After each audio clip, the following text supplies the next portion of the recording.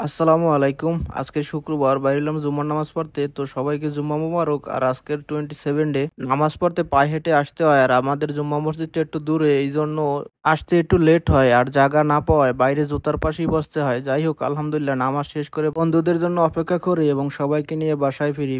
বাহিরে এত পরিমাণ রোদ্দুর, তারপরও বিকাল 4টা বাজে বের হয়ে যায় কাজে। আর কাজে বের হওয়ার সাথে সাথেই আলহামদুলিল্লাহ প্রথম অর্ডার আসে মনস্টার পিৎজা, আর অর্ডার পিক আপ করে চলে যাই কাস্টমারের কাছে ডেলিভারি দিতে।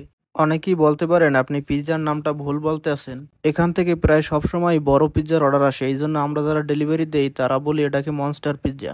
প্রায় 2-3টে অর্ডার করি, বাসার পাশ দেয়, এরপর মনে চায় একটু বন্ধু বান্ধবের সাথে দেখা করতে, তো চলে আসি পুরান মার্কেটে। আসার পরে সাথে সাথেই প্রথম অর্ডার আছে পিৎজা হাট থেকে, আর অর্ডারটি পিক আপ করে চলে যায় কাস্টমারের কাছে ডেলিভারি দিতে। আজকের অনেক ভালো অর্ডার ছিল আলহামদুলিল্লাহ।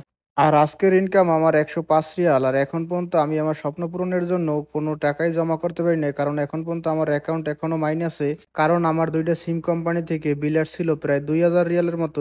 এই সিমগুলো ক্যান্সেল এবং বিল পেমেন্ট করতে হয়। আসলে এই সিমগুলো আমার অজান্তিকে উঠেছিল। যাই হোক, আলহামদুলিল্লাহ তারপরে সবকিছু কমপ্লিট।